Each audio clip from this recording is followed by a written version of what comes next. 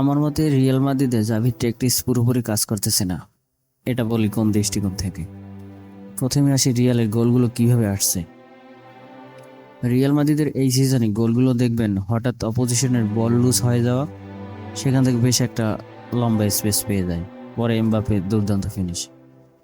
আর কিছু গোল আসে counter attack থেকে। কিন্তু জাভির ট্যাকটিক্স অর্থাৎ পজিশনাল গেম প্লে থেকে খুব একটা গোল আসেনি। সোজা বাংলায় বিল্ড আপ থেকে কোনো গোল আসেনি। জাভি পজিশনাল বেস্ট ফুটবল খেলে, এক্ষেত্রে রিয়াল মাদ্রিদের পেছন থেকে বিল্ড আপ করে সুন্দরভাবে ফাইনাল থার্ড পর্যন্ত পৌঁছাতে পারে, কিন্তু এরপর শুধু ব্যাক পাস আর ক্রস করে। ডি বক্সের মধ্যে কোনো ধরনের পাস অ্যান্ড মুভ কিংবা শর্ট কি পাস দেখা যায় না। অর্থাৎ ডি বক্সের মধ্যে প্লেয়ার রান নিতেছে, আরেকজন শর্ট পাস করতেছে, এরপর গোল, এমন কোনো কিছু দেখা যায় না। কিন্তু জাভির ট্যাকটিক্স অনুযায়ী এরকমটাই হওয়ার কথা ছিল। জাভির পজিশনাল বেসড ফুটবল সবসময় টাইট স্পেস থাকবে অপোজিশনের বক্সের সামনে, সেই টাইট স্পেসে পাস দিতে হবে এবং গোল বের করে নিয়ে আসতে হবে। কিন্তু মাদ্রিদ টাইট স্পেসে কিছুই করতে পারতেছে না। ফাইনাল থার্ডে কুলুলেস থাকে, অর্থাৎ পুরোপুরি ব্যর্থ।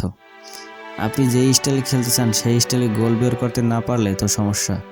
ছোট দল মিস্টেক করে, সেই মিস্টেক কাজে লাগিয়ে আপনি গোল করে ফেলেন, কিন্তু বড় দল এই মিস্টেক করবে না। আপনাকে আপনার গেম প্ল্যান কাজে লাগিয়েই গোল করতে হবে। মাদ্রিদ অনেকগুলো ম্যাচ খেলেছে, কিন্তু এখন পর্যন্ত গেম প্ল্যানকে কাজে লাগিয়ে অর্থাৎ বিল্ড আপ থেকে কোনো ধরনের গোল করতে তারা পারেনি।